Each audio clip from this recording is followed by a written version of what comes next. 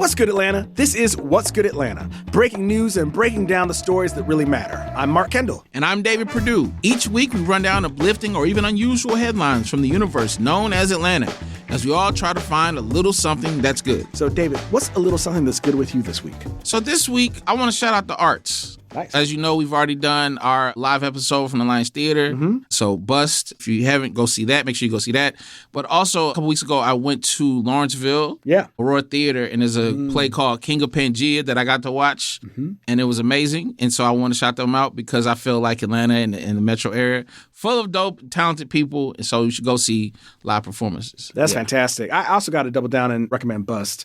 We had a chance to read the script before the show opened. And man, it was really, usually a script, at least for me, it's work to read through those things. Work to read through. I enjoy reading the script so much so I sent it to people. I'm like, hey, you should check. Now, I sent it to people that needed to read it. It feels very illegal. Yeah, no. I wasn't. I sent it to people that were also involved. I just want you to know. I sent it to people that were also involved in the show that we were doing. So it wasn't like just sending it to people that had no right to read it. Yeah. So this was like in the circle of trust. Got you. But I also could have been like, nah, you could just show up and figure it out. That's true. So anyway, go see Bust. If you get a chance to see it, I didn't do anything illegal. Allegedly. Yeah, that's all you got to do. Yeah. So, all right, y'all. Let's get into the headlines you might have missed. The nominees for the Rock and Roll Hall of Fame's class of 2025 were announced, and OutKast will be on the ballot. Now, a lot of people may be like, OutKast, rock and roll, but we're here to assure you of their credentials. Mark, tell the people why OutKast are first ballot Hall of Famers. Well, David, of course, you got the influences, right? From Jimi Hendrix to Rage Against the Machine. You got live instrumentation on all their albums, guitar solos all over Aquemini and Stankonia. And if I might add, Mark, their outfits. Yeah. Nothing is more rock and roll than furry pants or football equipment. They're the most rock and roll looking rappers. Oh, yeah. They ushered in rappers looking like rock stars, in my opinion. Absolutely. Just wearing things that, did they match? Who knows? Questionable, but it looked cool. Absolutely. You know, David, sticking with rock and roll, the Ludacris Foundation just launched a new initiative at a high school south of Atlanta called Tech Tunes, which aims to bridge the gap between music production and technology. You know, it's nice to see Luda roll out this program. You know, I looked at the curriculum myself, and I'd even go to that school on Saturday. Okay. Honestly, if I was a student, and it's the first day of registration, I'd be like, move, get out the way. I'm the first one there. I love this. I checked out, they got a dress code, Yeah. Those outfits ridiculous. Listen, I just want to shout out Ludacris for always showing Southern hospitality. A local pastor's boycott of Target has gone national following the store's reversal of its DEI programs. Pastor Jamal Bryant's online petition now has more than 50,000 signatures calling for a 40-day fast from the store. Some are asking why this big box change was singled out. I wonder why Target. Local beer maker Monday Night Brewing recently sent Coors Light a cease and desist letter after the big beer company launched an ad campaign with the tagline, "A case of the Mondays." Monday Night was like, hey, we were here first. My name is literally Monday, right? No response yet from Coors, but we did a little deep dive, right? Coors is owned by the Canadian company Molson, right? And listen, David, we saw last year, Canadian was, called in, however you want to put it, for coming down to Atlanta, stealing the lingo to get their money up. Coors can't be doing the same thing. It doesn't end up well for you, all right? Yeah. Say Coors. Say Coors. Say Coors. Well, here, beer's cold. David, a recent report from the city of Atlanta noted that the city's nightlife industry generates nearly $5.1 billion of annual revenue. That's a lot of espresso martinis. A lot of dancing. A lot of boots. A lot of late night Waffle House. And honestly, not enough comedy. Just throw comics like a half of a percent of that. I did the math. And we found out that comics were taken for granted. Yeah. David, switching topics. Can we talk some sports? Oh, yeah. It's sports. It's sports.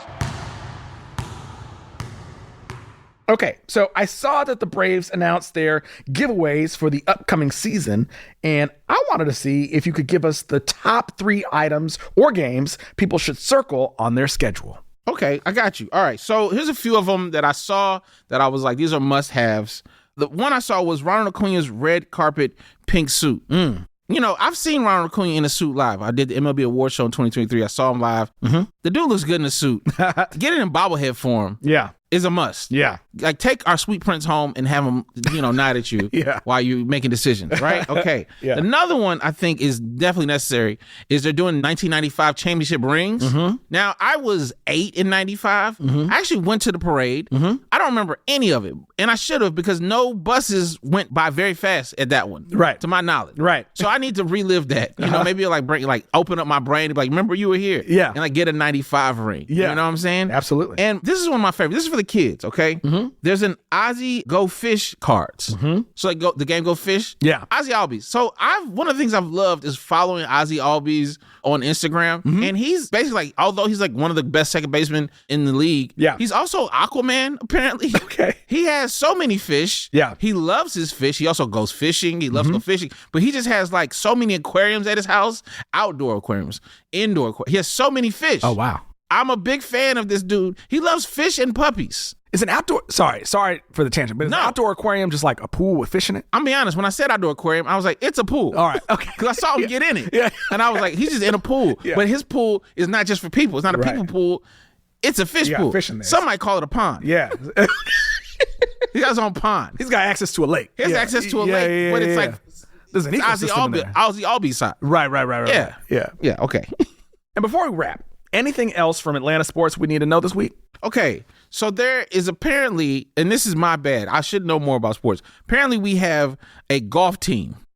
Okay. Like a golf team. They're called the Atlanta Drive. It's the TGL, so it's the Tiger Woods Golf League. Because I was just watching Sports Center, and then all of a sudden they were talking about golf in Atlanta. I was like, what are we doing on the team? Yeah. And then I was like, they're playing fun games as golfers. The games that you and I would play. Right. Not the professional. And they're apparently everybody's having a good time. And I just want to say, I'm sorry, Atlanta Drive. I'm now behind you. Yeah. I want to go to some of your, I don't know if you call them games, matches. Yeah. I'm so new to this, I don't know, but I'm very excited about the Atlanta Drive. This has been It's Sports. It's sports. And David, as you know, it's Black History Month. And this month on the show, we've been shouting out our favorite history heroes or future ideas on our minds when it comes to Atlanta and Black history. So this week, I'm going to mention 2 people. Alonzo Herndon, who was a Black entrepreneur, started Atlanta Life Insurance Company, very successful. The Herndon home is a place pretty sure you can still visit even today. And the other person I want to shout was Lil Jon, both for his music as well as his meditation practices. Just 2 very different but great folks from Atlanta. All right. Yeah. I want to shout out the Butler Street YMCA. One, because of its place in Atlanta history as this Black City Hall where a lot of the meetings were held, much like we've talked about Pascal's being a place, but Butler Street YMCA. I know my father had some sort of connection there. I think he was either used to work there when he was in college, or he understood the history there as he came from another city and learned about the history there. So it's just one of those cool things that Atlanta has that you realize this is history here, and it's not just a building or a space. No, that's a great thing to shout out. I'm pretty sure my grandfather, when he first moved here from St. Louis, Butler Street Y was where he first, got his place community. to go. Yeah. All right, y'all. So up next is our top story. We'll be right back after a super duper quick break. And now back to the news.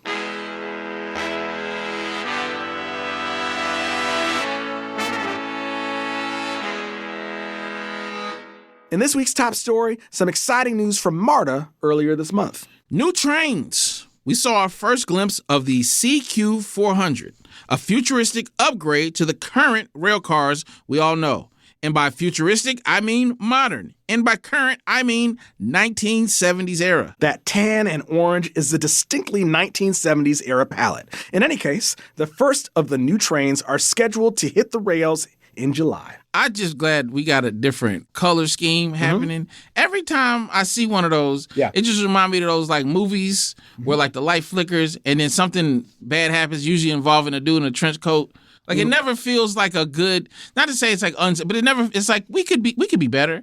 I always feel like I stepped on a piece of gum when I watch any picture of a MARTA cart. You know what I'm saying?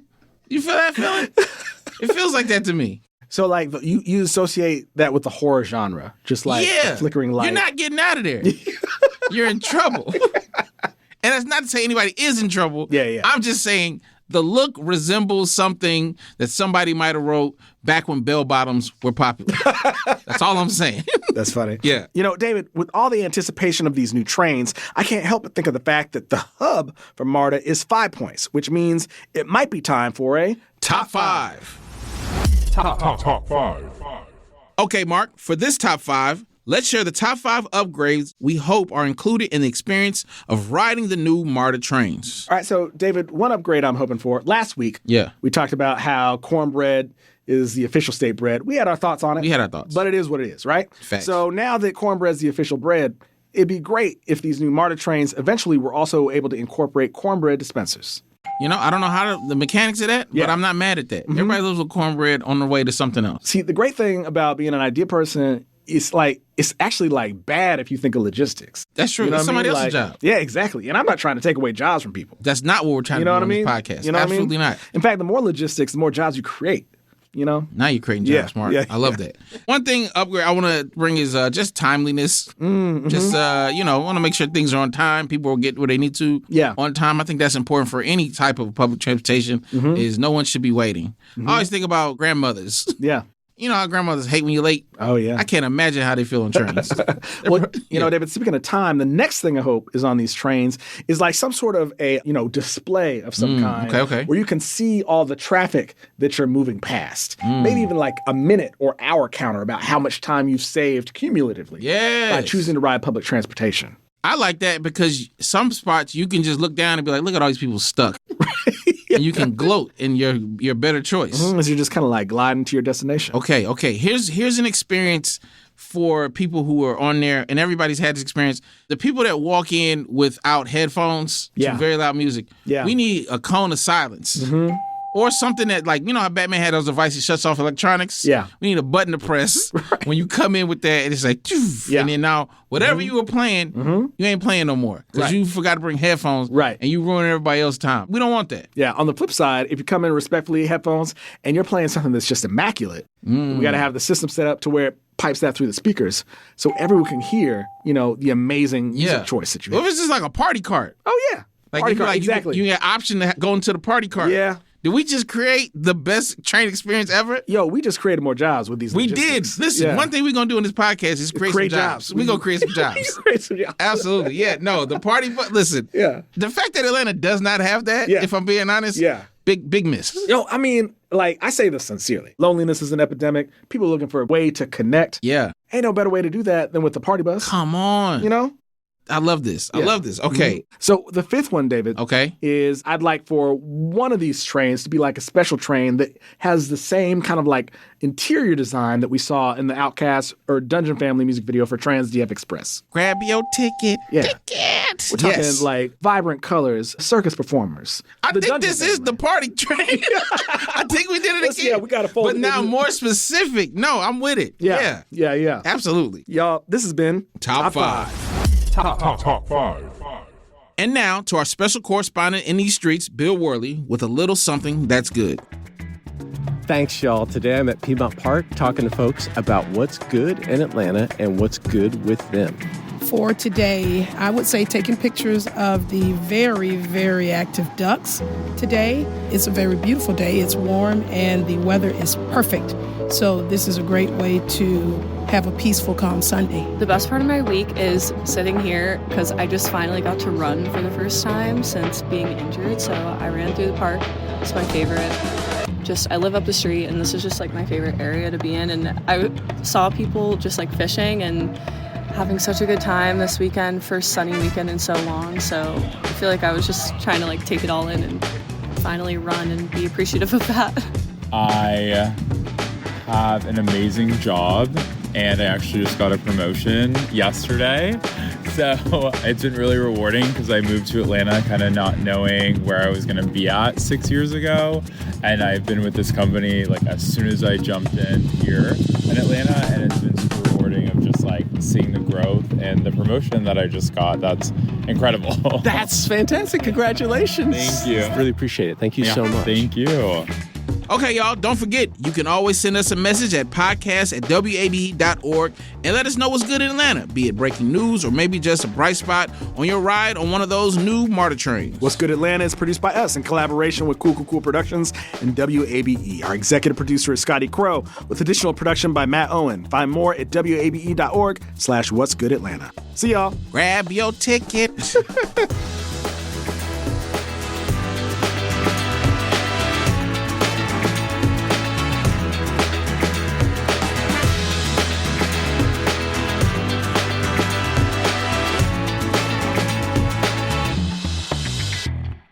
WABE.